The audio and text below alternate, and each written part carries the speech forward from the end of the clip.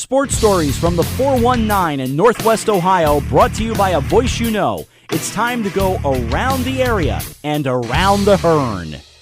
Welcome to the show this week. Unfortunately, I don't have a long, fancy intro with a lot of information, but I do have three terrific interviews for Recovery head coach Kevin Eyink, Hillsdale coach Jason Snow, and Russia coach Kevin Phlipot ahead of the Division IV state semifinals on Saturday. You can hear on a K94. For Recovery at 15-12 against Hillsdale at 19-11. Number 4 ranked Russia, 27-4, taking on the number 1 ranked Highland Hawks at 25-5. That a rematch of last year's state championship game, and without further ado, I give you the three head coaches. Enjoy.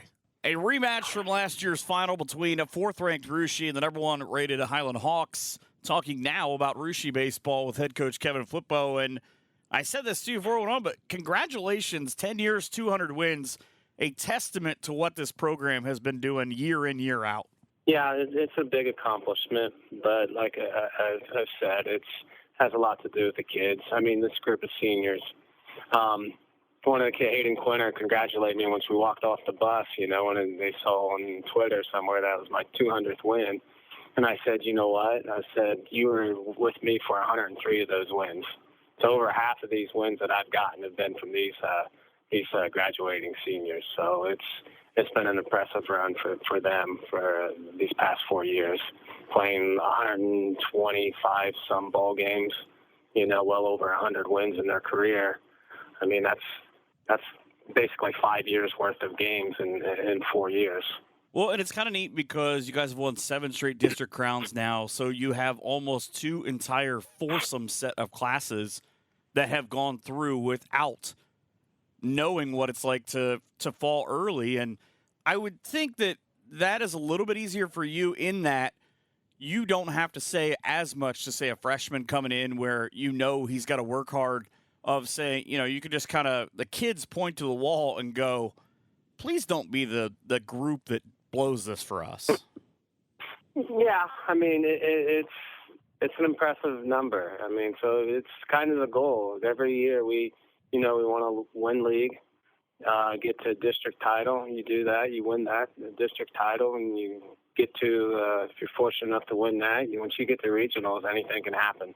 Whether it's you got a team that can really contend, or if you just might have been not feeling it's as strong a team you have. But once you get there, it's a 2-game tournament from there, and who knows what happens.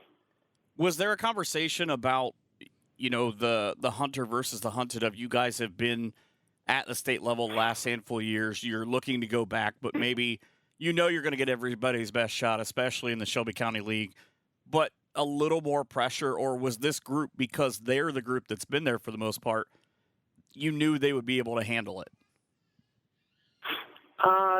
Both. We knew everybody'd be after us, of course. There's no reason not to think that, but to take that, be proud to say that they're after us. We're going to get their best, and that's what you want. I mean, that's how it's going to help us be back to where we are right now. They've given our opponents the best shot. We've faced a lot more number 1s than what we normally have on a Saturday or a Friday night or Saturday morning. We've seen teams number 1s just because they probably set their week up trying to get to us. And I know we lost our Canham and Coldwater facing their number 1, but that's the way I want it. I mean, I want to see everybody's best to help us get ready for, Berlin Highland right there, kid. So, mid-upper 80s. So, I mean, if you don't see that throughout the season, it's going to be tough to make the adjustment for this one game. But do you think a lot of that is with those teams of them getting ready for you, or them trying to look at it and go, okay, we put our number 1 up against one of the best teams in the state.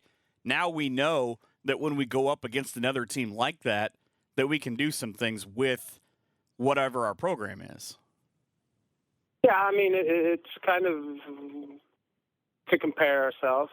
They want to see how good they are. I mean, I guess we're one of the better teams in the area we've been. And, I mean, there's a lot of good teams out there. It's not just us by any means, but so it's a good comparison. I've gone the same thing with some of the teams in the MAC. I want to know how good we are, or how good, our biggest goal this year is, trying to find somebody to complement Braylon Cadania, who's going to be our number 2 pitcher. So we wanted to throw them at some of the good teams that we thought. And was Jude Counts went up against St. Henry early in the year, and we gave him a couple tests to see where he stands and for recovery as well. And, it's just try to test to feel yourself out, and the other teams do the same thing to us. You said you see a little bit of everything throughout the course of the year. In your regional win against Troy Christian, it's a 5-3 game in the 6th. You get that one big single from Hayden Quinter, but the 6 walks and that hit by pitch, I mean, does that register anywhere of these are not things that happen, but it's a kudos to the kids because they're being so patient right now? It is. I mean, like I said, we've been there before. They've been. This is their seniors 4 straight district or regional final appearances, 3 straight championships. So we're not concerned about the big moment being too much for them.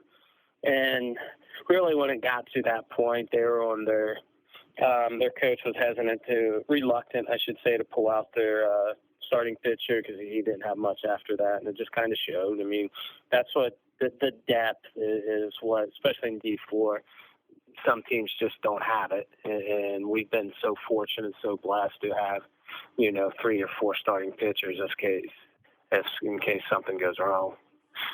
You guys are right on kind of the line of the precipice of what you did offensively. You're better statistically than what you were last year. I mean, 7 times in the last 8 games, you've put up 10 or more runs.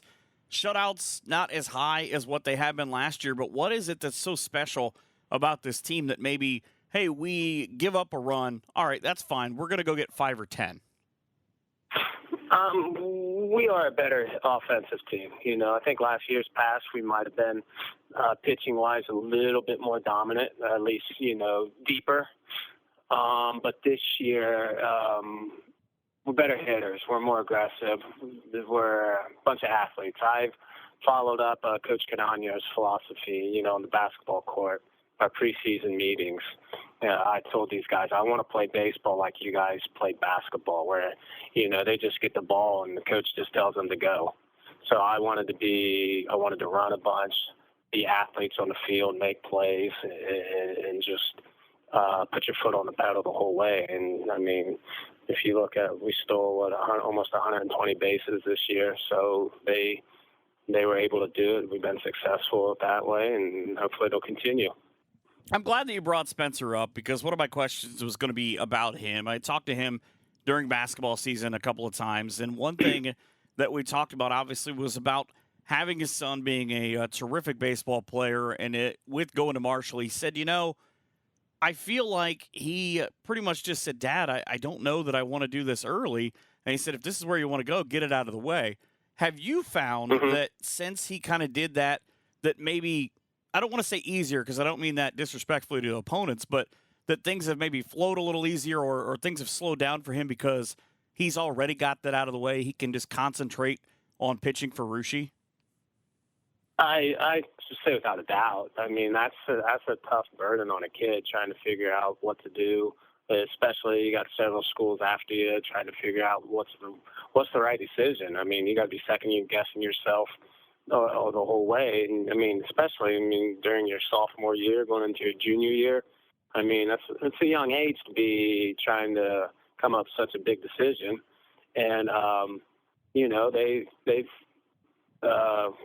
thought about it, and I know he did, and he was very comfortable with Coach Beals, and he got to Marshall and just loved the place there and just decided that was the right fit for him. And then once that happened, I just think now you just forget about all that and just go out and play baseball. And I mean, then that's the easy part, playing baseball. I mean, that other stuff is new to a lot of people, and it's just something you want to get done with, get over with as soon as possible. And I think he's comfortable with the right decision, and he'll do fine there. I am sure of that. 18 out of the last 19 postseason games, you guys have dominated statistically, 160-43.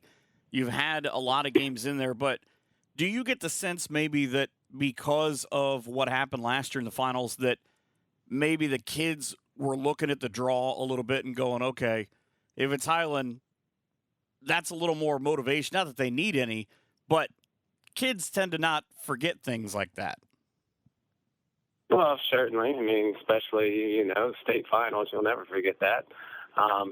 But that's just, I don't know how they're taking it. I mean, I know we know, one good thing is we know our opponent for the most part. Once you get this far, I mean, we played Northmore and we had them scouted and all that, and had somebody go watch a couple games, but it's until you see them in person, you don't know for sure. There's a lot of question marks, and it's good and bad. It's just like you don't have to overthink it. You just go out and play. Right? You play your game. You do what you can do, what you're good at, and that's kind of the way I usually approach things. And I give the kids a little bit of information on what we know about them, but I don't make it so much about our opponents. It's just about what we do and what we do well.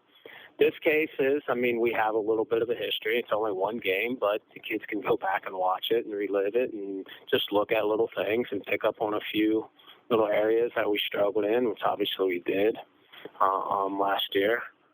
So, and, they came back and have had a great year. Obviously the number one team in the state, and they got some players. So there's no extra motivation, but yet at the same time, it'd be nice to return the favor. When you look at last year's game, and I'm sure you don't have to watch it because I'm sure a lot of things jump out to you when you think about it, but this year you get all Ohioans and Cody Yoder and Colin Coblentz left over from last year for Highland. I mean, they did big things in that spurt that they went on.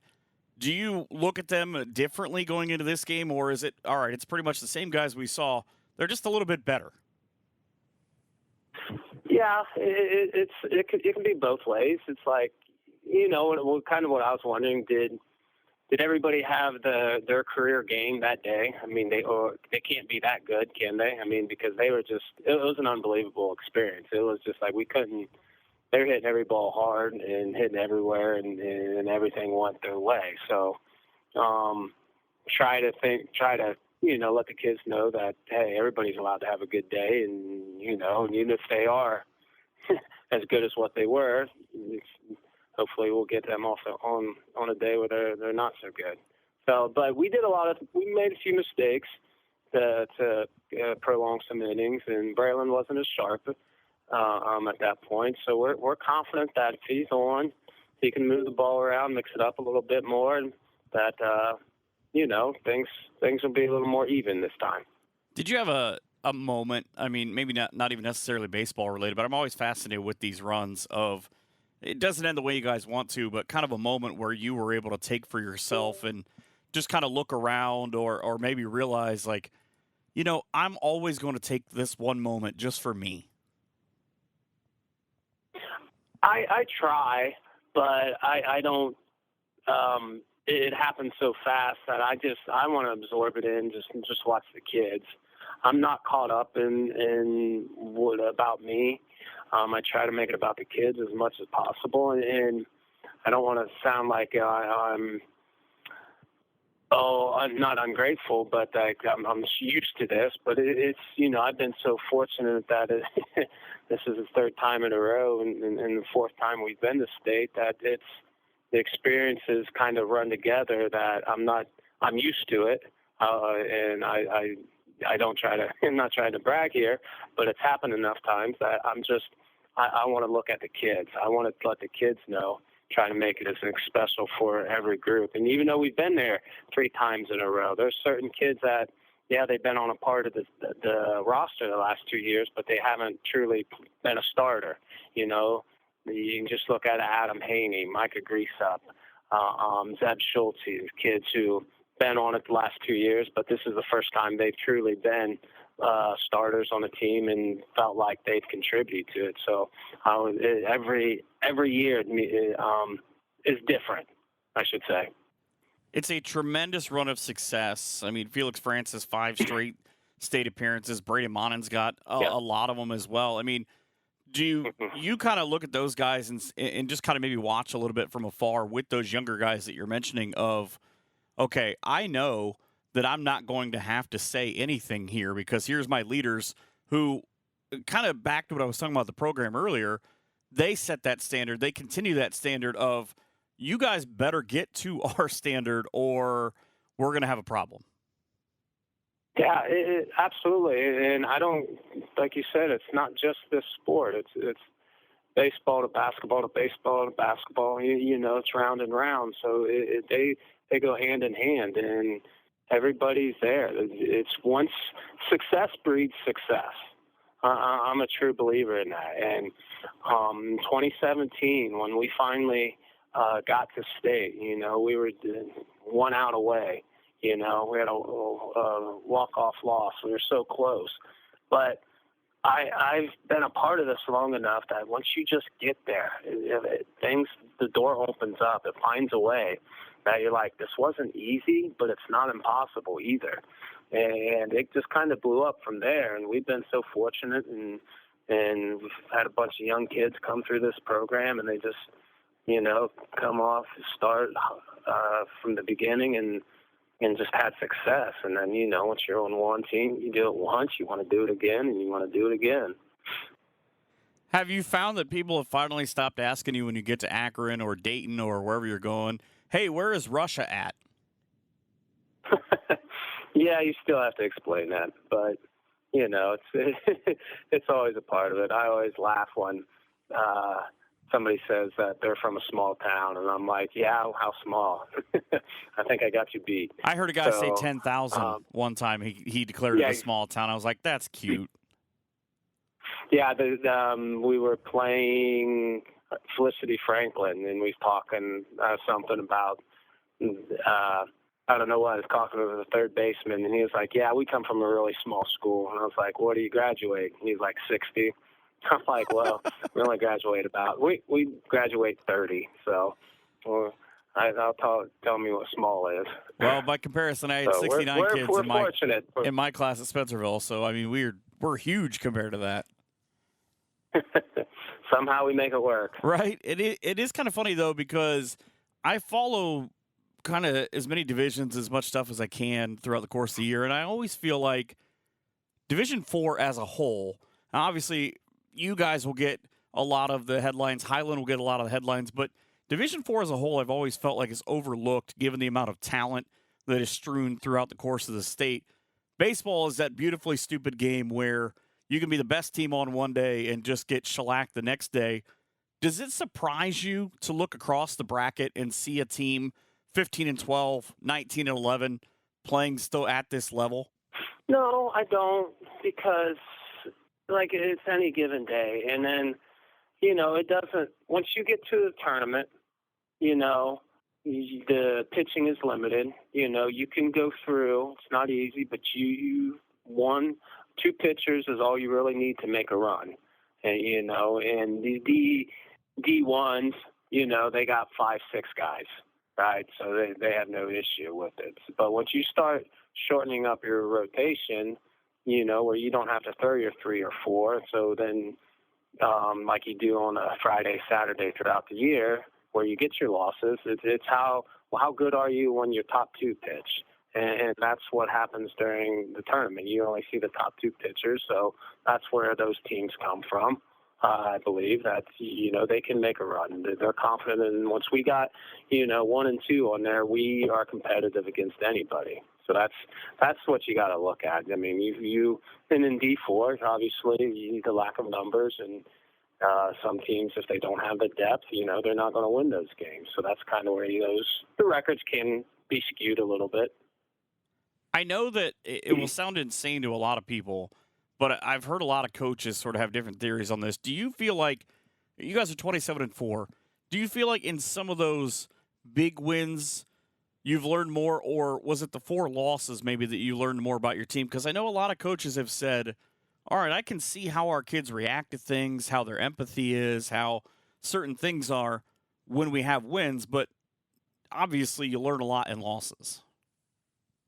I believe that. The losses kind of and how you lose will dictate with your team or what level you are. I mean, nobody wants to lose, but there are such things as good losses, and we've had, I would say, some good ones. We face like I said, number ones, and we battled them, and you learn about each other. And I bring up the Coldwater game and Arcanum, where we faced two really good pitchers, and like how did we act in these situations? All right, those are tournament style at bats where we have to grind out more, and with the situational hitting with somebody where can beat us, can consistently strike us out with several different pitches, and now you just learn to compete more in those games, and you just have to have your little recall on those at bats to move you forward, to learn from it, and into this weekend and big situations. I know that there's a lot that goes on this week. You wait forever from the time that you win the regionals on Friday to the time you play on Saturday and hopefully Sunday. But it's got to feel a little bit good that, I mean, you're pretty much the prettiest girl at prom. You're the belle of the ball this week. Everybody wants to talk to you, I'd imagine. You're not the first one to ask for an interview. That's for certain. Tomorrow, tomorrow's media day, you could say. I did figured that out. I've told everybody if anybody wants to come, it's Thursday at 3:30. Let's get it all done on one day and get it over with. And we have a few cameras in the dugout tomorrow, and we'll deal with that for first part or before pre-practice, I guess. And it's a neat little experience, something for the kids. They, I guess it's a little different, see how the kids act when a camera is put in front of your face. But it's something that they'll remember. Plus, Grandma likes it. Yes, as long as you spell their names right. Right. And pronounce them right. Well, pronouncing some of the names, you just got to ask for phonetics. Yes, absolutely. And as I've found over the years, don't ask the kids. Sometimes it doesn't work. Don't ask the coaches. But I love getting to talk to you guys. I love getting to talk to you and getting to talk to Spencer. I don't get to do it enough because Rishi and Finley, I haven't figured out how to sort of jam them together yet. I always love talking to you. I love getting able to see you guys. I've seen you a couple times this year. I wish you the best of luck coming up this weekend. I appreciate it. If you need anything, let me know. That's a look at Rishi Baseball. We've got a little bit more on the way as we get ready for the state Final Four. At Lee Kitzel Sales and Service, 650 West Irvin Road in Van Wert, we guarantee our best price for every new Chevrolet and GMC every day, always. At Lee Kitzel's, we also guarantee you'll come back happy with our service after the sale and earn top dollar for your trade-in, no matter what condition it's in. Not sure what's right for your next vehicle? Stop on out at 650 West Irvin Road and let our trained and helpful sales professionals put you in the right vehicle today, or browse online at leekitzel.com. Hillsdale coming in at 19-11. Head coach Jason Snow, nice enough to spend some time with you. First of all, congratulations on getting your sprint out to Akron. I appreciate it. And it was a quick one. The season goes fast. Especially if you're actually able to play. I mean, getting 30 games in at this point has just got to feel like kind of its own kind of animal because you're sitting at the beginning of the season and you don't really know, are we going to get any of these games? It is. The spring's very difficult to challenge. We're fortunate we do have a turf infield, so we are able to get some games in other teams aren't playing. As long as we get a little break in the weather. And spring's a tough season, but I guess we've been fortunate to get what we've gotten done. You come out hot, 5-0 right out of the gate, 61-25 in those ball games. Was this the team, because you've got a great mix of young guys and 5 seniors in that leadership, that you've had success the last handful of years, that you kind of knew, okay, we hit the ground running, we've had a great offseason, we can really come out and do some damage? We weren't sure going into the year. Just our experience more with the pitching staff is the issue we were concerned with. And our 5 seniors have done a great job. 2 of them didn't get a lot of opportunities the past season, but they've come along strong for us. And that was our goal, though. A lot of people I talked to before the year was, with as young as we were on the back end of getting off to a positive start. I guess you would look at our schedule and say we were fortunate that the big guns in our league were middle end of the year, so we didn't hit them right off the bat. So we were able to get some confidence build up, and it's just carried on. with your sixth game, I mean, you guys play a terrific Clear Fork team. We know got into the regionals. Was that kind of a stopping point of, okay, now that we've taken that, we knew we were going to get one on the chin at some point because that's how baseball is. Did that help them kind of regroup maybe a little bit and see things differently? I think it may have. I mean, that was part of a doubleheader. We had Lucas in first game, played Clear Fork game 2, and just I don't know. It was almost one of those games where we also looked at staying focused. You know, it was our first doubleheader at that time that we had gotten in, and I don't know, maybe we got a little relaxed after game 1. We knew Clear Fork was very good, but seemed like we got down early, and that was one of the stages we talked about. It's a 7-inning game. In that case, it was only 5, sadly. But you know, we had talked about, hey, just because you get down early, you got to keep battling. And I think that did help us because our kids directed that game about, hey, this isn't Clear Fork again, and same thing's not happening. You know, we got to find a way to get back in the game. And obviously, it didn't happen every game, but our kids' mentality changed after that. But it's kind of an odd thing because at one point, kind of in that point with that Clear Fork loss, you guys dropped 5 out of 8. You split that double with Waynedale before you kind of get back on that run, and just the barrage against Tulsa. I mean, again, I hate to ask kind of the version of the same question, but how did this group respond internally? Did you have to say something to them, or was it guys like Jack Fickus that, hey, we've been here, let's just do what we do and we'll be okay? Yeah, we had a few conversations. Some probably not on the enjoyable end from my point to them, and some that they talked with each other just about, you know, and part of it was our schedule at that point. I mean, Waynedale and Norwayne are 2 legit teams, and the Waynedale was a positive for us, just getting that win. And we were still in the league race at that time. You know, we dropped the first 2 to Norwayne. You know, one was a 2-1. Jack Biggest threw 7 shutout innings. We get 1 in the 8th. They battled back for 2 in the bottom of the 8th. We lose 6-5 the next day. So we were competing. But the frustration was starting to show with the losses just because, as you said, we've had a lot of success in the past.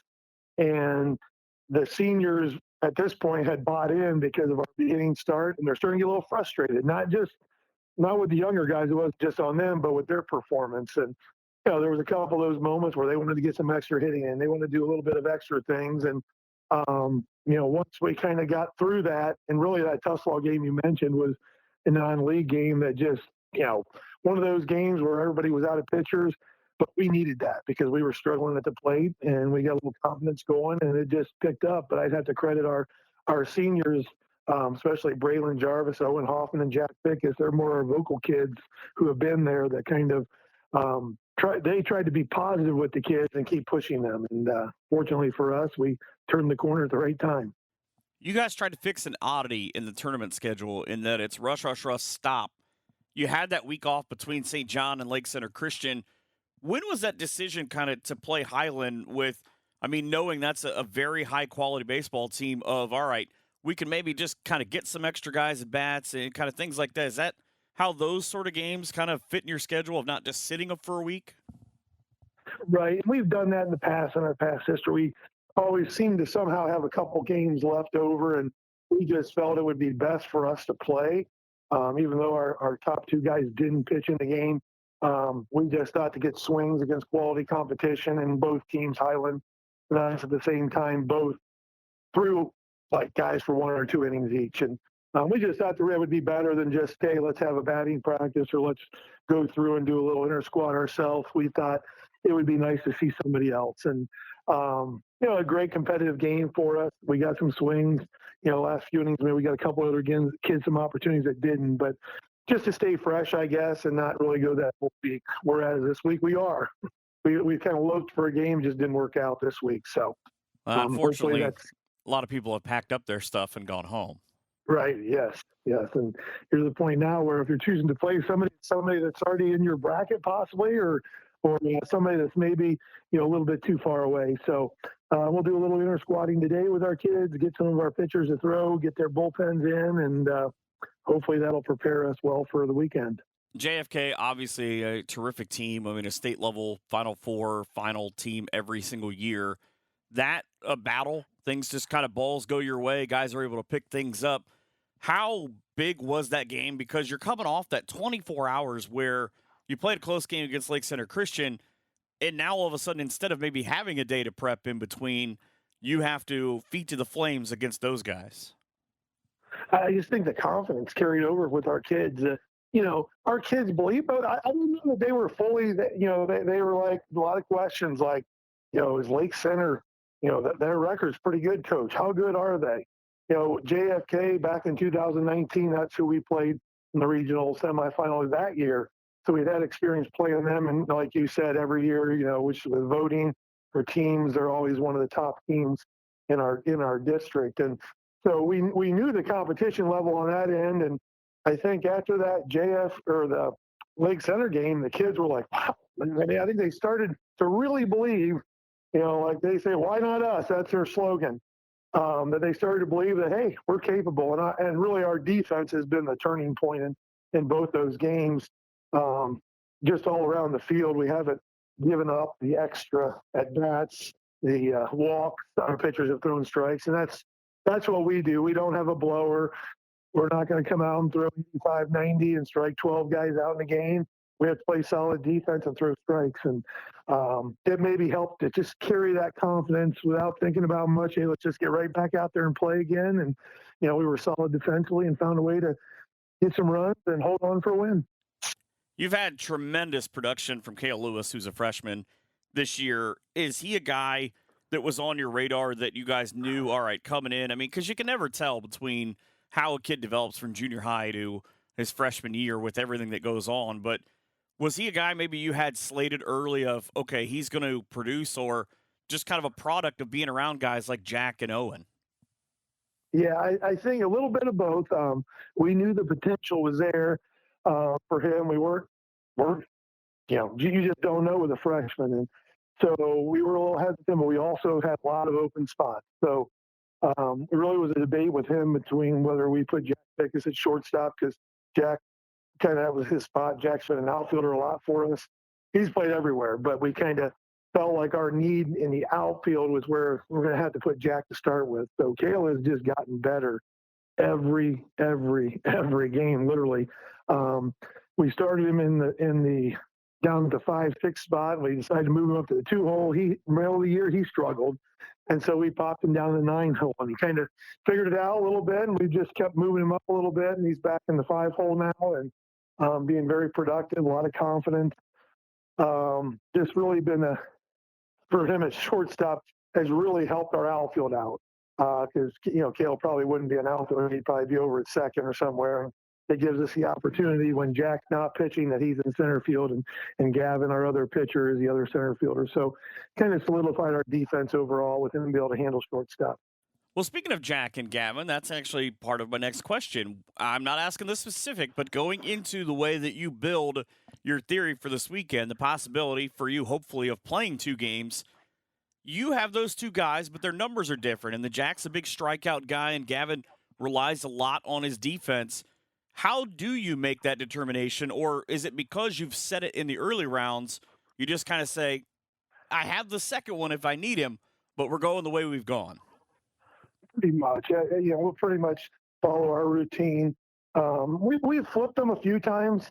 There's really no intention to do that. And, Jack's probably going to go out there and throw. And, ideally, our goal is he gets 7 innings. I mean, we got Gavin up the last game when we played before JFK with Lake Center.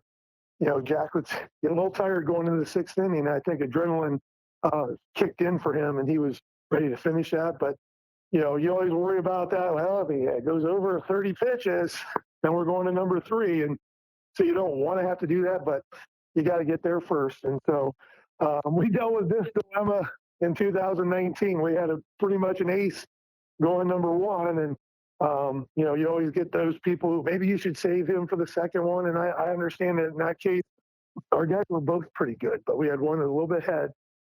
So we'll go with Jack. Hopefully he's strong enough and he can handle 7 innings. If not, if we need to bring Gavin in to try to get that win, we'll do that, and we'll deal with whatever we have to the next day. And you said if you don't make it to Sunday, I guess there's no sense in holding somebody back. So those guys are ready to go, and we'll compete.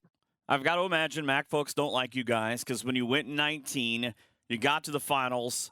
You beat Minster in the semis, a team that obviously Fort Recovery is very familiar with. But you're probably, as much as I love Caden Greases and Alex Dews, you're probably not going to get a Nate Carafa experience from either one of those two kids. That was quite an experience. But yeah, gather some information, watch some video, and it just seemed really similar to our guys in terms of, what you're going to get from the mound.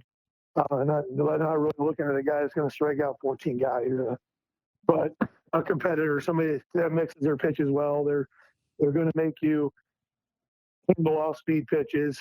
A lot of terms from people I've talked to, very athletic groups of kids, and do a little when they need to do the little things right. Bug somebody over, they do a good job of that, and really similar. That's what we have to do, and we always, know that's a great league they're in. Like you said, we had a chance with Minster, and great league all around athletically in all sports. So they've got a great reputation in their league, and they're very similar. Like you talked with us, their run from the tournament, they've really gone strong since the end of their regular season, and I'm sure they've got a ton of confidence, just like our guys do, and looks to be a great game, and somebody will be excited going on. The other team will have had a great season, and we'll just see what happens when we get out on the field. I should clarify because someone will get mad at me. What I'm saying about Alex and Caden is they don't throw 90 and they're not headed to Ohio State. They are terrific pitchers in their own right, and they have had big wins. But it's funny that you mentioned it that way because you guys average 7 runs a game. You've had 8 games this year with more than 10. But really, when I started to break this down, I looked at it and I said, one of these teams reminds me of the other one and vice versa because, I mean, they have a losing record at the time of their draw, and then they just go white hot. They have 4 or 5 wins that have people scratching their head. They have the 11-3 whatever Marion where the Sports Center play. It's just it's fascinating to me. I love teams like them, like you, that we don't care about the number on either side of which column. We don't care about who's over there. We want to go out. We want to have fun, and we want to put up the best we can do. Right. I think – but their kids, I'm sure, are similar. Like they're so excited and confident right now. And, like you said, you toss the numbers out, those kids have earned their way there, going through their schedules, going through that tournament run. You've had your test of you going on, you've won them. And like back to that point with the pitchers, the big thing for me I take from it is, see, guys, you don't have to throw 90 to be successful. You can throw 75 to 80, low 80s. And as long as you can locate, put the ball where you want, mix your speeds, you'll get guys out. Now, maybe you're not going to put up 12 strikeouts and you're going to have 3, but if the kids behind you can do their job, that's what makes that team so important. Because I know our guys would say that, is if we weren't fielding behind them, their success isn't happening. Because, when you have 3 or 4 errors in a game, and we've seen it. We've had those games where we've had 3 or 4 errors, and it's cost our pitcher 25 pitches and 2 or 3 unearned runs, and we lose a game. So I'm sure it's the same with them. They expect, hey, we make 5 or 6 errors, we have a good chance we're not going to win the game. And that's what we look at. Like, hey, we got to be clean on the field and do the little things right. Well, I wish you good luck this weekend. Thank you. That is a Hillsdale head coach Jason Snow. We've got Fort Recovery on the other side when we come back here in just a couple of minutes. Ottawa's favorite place for award-winning ribs and wings, including their great drink specials, is the Red Pig Inn at 1470 North Perry Street in Ottawa. Come in for their great daily lunch specials and their expanded new menu items. Stop in for Singo on Wednesdays and the WZOQ Zoo Crew Sports Talk Show. Be sure to check out their live entertainment on the weekends. Follow your favorite baseball teams and more on the big screen TVs. That's the Red Pig Inn, 1470 North Perry Street in Ottawa, 419-969-1002. We talked about Hillsdale, now talking about Fort Recovery, and Kevin Eyink, the third-year head coach after a 9-year assistancy. Is that kind of an odd thing? I mean, you've been a head coach before, but you now have to go back to doing all things that kind of come with this week.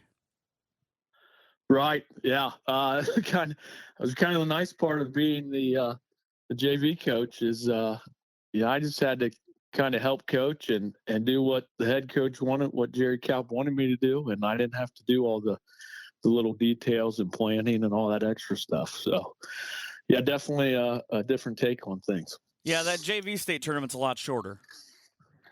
Yeah, yep. With that, I mean, you're around with Jerry for a long time.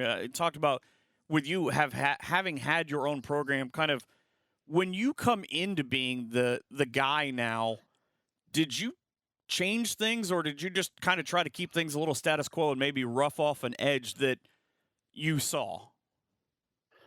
Yeah, I think it's been a mix of things. There's a lot of things that we've continued since since I started here and we were with Jerry was running the program. There's some things we continued from that were definitely good and helpful. And at each year, then I add a thing here or there that I want to try to improve or make better, and just kind of keep things going in the right direction, hopefully. Because I know that's a big thing, because guys always say, oh, you don't want to be the guy after the guy. You want to be the guy after that guy gets fired. And he goes to the semis in 15 and 16, and you're coming in and you're, okay, I'm going to make sure that the next guy, he's the problem guy, not me. Yeah, I don't know about all that. Just trying to come in and keep doing a good job and keep the program rolling in the right direction. You guys have had an interesting season. I mean, you're sixth in your district. You have a losing record at the time of at the draw. What is it about that point? I mean, did you guys have the coming to Jesus meeting, or did it just balls finally started dropping and not hitting you guys on the way out? Again, I think it's kind of a mix of both things. I mean, we got towards the end of the season there, and that was definitely a discussion. Like, this is it, guys. There's no more chances here. It's one and done. So we got to fix some of these things that have been happening and try to correct them, and maybe we have a shot. The other part of that is, I've said this a few times, we've played a really tough schedule. So we're going to lose games. We're playing really tough teams. And we got to bounce back from that. And I think that's helped prepare us for where we're at right now. I always love the joke that it's easier to win a state title than it is to win the MAC title. I mean, neither one are obviously easy, but at times it's got to feel that way. Yeah, I mean, the MAC is a really, really tough conference, really hard to win games. Everybody you're going to face is fundamentally sound. They have good pitching. They've got a great lineup. It's just a tough league to get through. But the great part of that is it does prepare you for tournament time, and sometimes you're better off because of it. You have, I think, 4 or 5 of the best coaches in terms of game managers and as managing people. With Lincoln View, with St. Henry, with Minster, with teams like that, I mean, you've seen Russia during the course of the season. How much do you maybe sometimes learn from how you see other coaches of highly successful programs kind of show their program when you see them? Right. Again, that's something we talked about after several games this year, like, coaching wise and player wise. Hey, here's something I can pick up from a really good team and try to get better at. Here's something you guys as players can pick up facing a really good team. Here's what they do well. Let's try to get better at it. So we definitely had some of those discussions throughout the year as well. And again, that just, you see Minster, you see Coldwater, you see St. Henry, for sales. They're there all the time. Really good programs. It just helps you learn from them and keep building your own program, and everybody gets better from it, I think. You go on that 3-game winning streak. You start by beating my alma mater, Spencerville. Thanks for that, by the way. You lose to Coldwater right before you go into the tournament. Midway through the game against Parkway, you're down 4-2, and all of a sudden, a slow-pitch softball game breaks out for some reason. How mind-racking is that, though, to sit there and think of what happened in the span of an hour, given that you go on that big run and then they leave the tying run at the plate at the end of that game? Right. Yeah, that was a really big turn of events there. We're down 4-2 and just have a huge inning. And we kind of let them squeak back into it, like you said. But yeah, saying that, I did sit down and think about it. Like that could have been it right there. We're down 4-2, the end of a ball game, but these guys responded and kept playing, had that big inning, and then we're kind of on a roll from there. I've said this before. Every time I've done a game at Veterans Field, I feel like there's some kind of weird old magic whether it's Harley just creating chaos from up above or something. I mean, I wouldn't put it past him at this point. But your handful of days, I mean, you go from that game, you guys are able to finish it sometime after, I think it was like 10-15 when that game ended, to the Marion game. You guys are up comfortably, and I know everybody has, but I would be remiss if I did not ask you about the Sports Center play, because it's just a perfect storm of why baseball is a beautifully stupid game, in my opinion. You never know what's going to happen. You just never know what's going to happen. Like a big inning like that out of nowhere, or the play with Caden running all the way around and just, seeing bases open, and he just keeps going, and he sees the next base open, just keeps going, and it's just a crazy game. I mean, be honest, though, was there a part of you that kind of laughed, maybe nervously or just kind of frustratingly of, I've been a baseball guy my whole life. I didn't see that coming. Right, absolutely.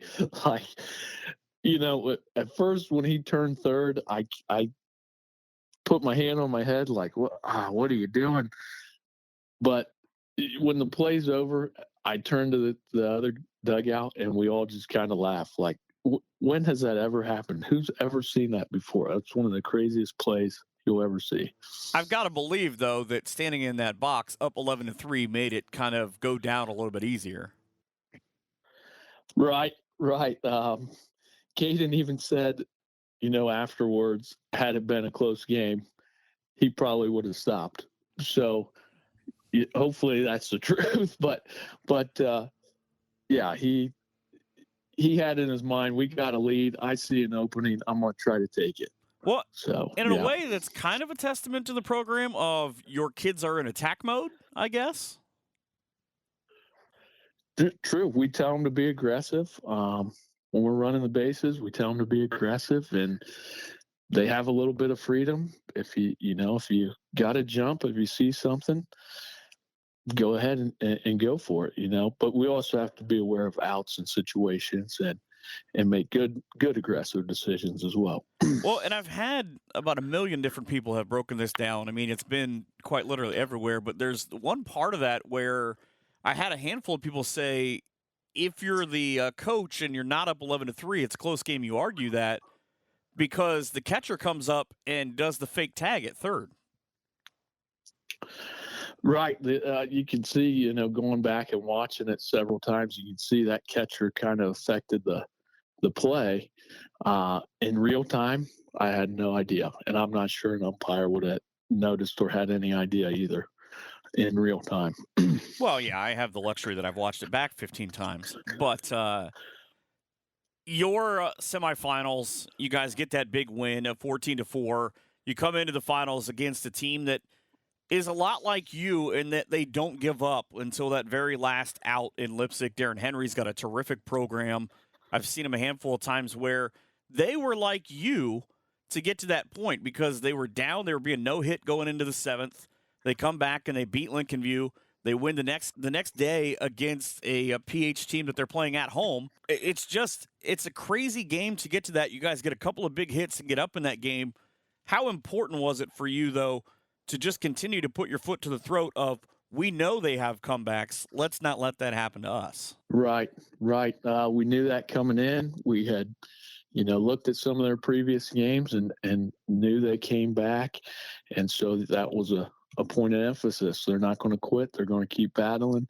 If we get up and we get a lead, we gotta stay on it. We got to stay focused. We got to keep pushing and don't let them back in a game. Alex throws in the semis, gets that 10-run win. Caden goes in the finals, 84 pitches, 7 innings, 7 strikeouts, what is it about him? I mean, I know he's got a great arsenal of off-speed stuff to go with that fastball, but what is it about him that you're able to go, okay, we kind of have a 1 and 1A of we know both of these guys can get it done? Right. We're really fortunate. We got two really good pitchers there. And like you said, Caden's got a good fastball, good solid fastball, and a good mix of off speed in there. And he's just a competitor. You know, the extra thing about him, he's just a competitor. He wants to be the guy with the ball, and he's going to give you everything he's got.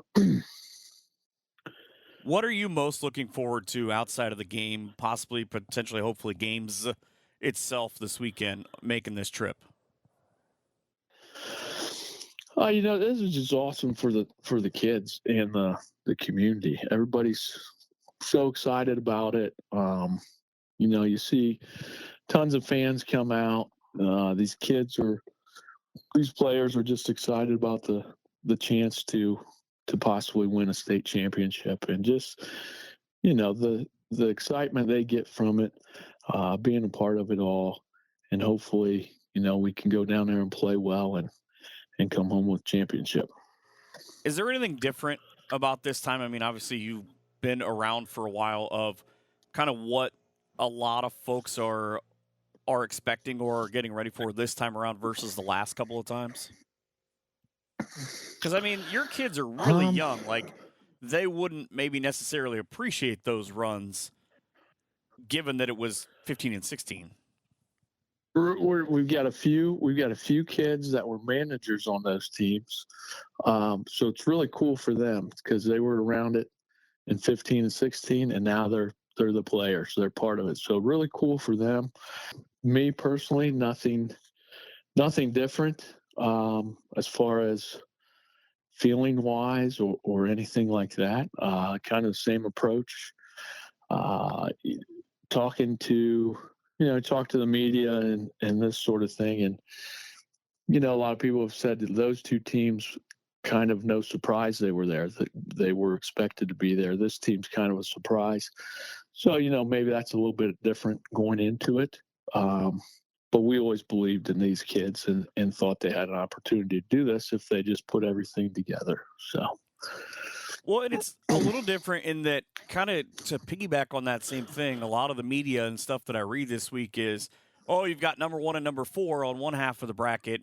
It's, you know, a foregone conclusion that, you know, one of them is going to win. But you've got, like I said earlier, the blue collar game on the other side of neither one of you guys, you or Hillsdale, is going to give up. Are you guys able to block all that out? Because I know the kids have, you know, TikTok and X and Facebook and all that stuff. They see that stuff, but they're able to maybe just kind of hone down on that as a group. Yeah. You know, I haven't heard them say a lot about that. So I don't know if they're reading a lot of that, looking at that. But our focus has always been the next game, just with one game at a time, really focused in on that opponent. And these players have done a great job of that. So I think that's where we're at right now. We're just, let's focus on Hillsdale and what we need to do. And then if we can win that game, we'll go to the next step. How happy are you to just have another week with these kids?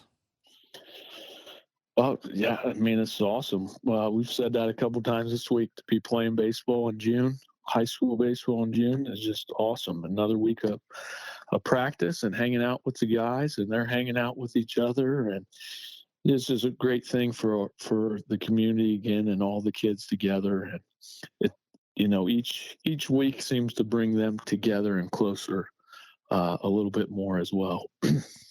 Hillsdale's got a senior at an All-Ohioan named Jack Fickus, likely that he will be the starter for the semifinals. He's a high strikeout-to-walk guy.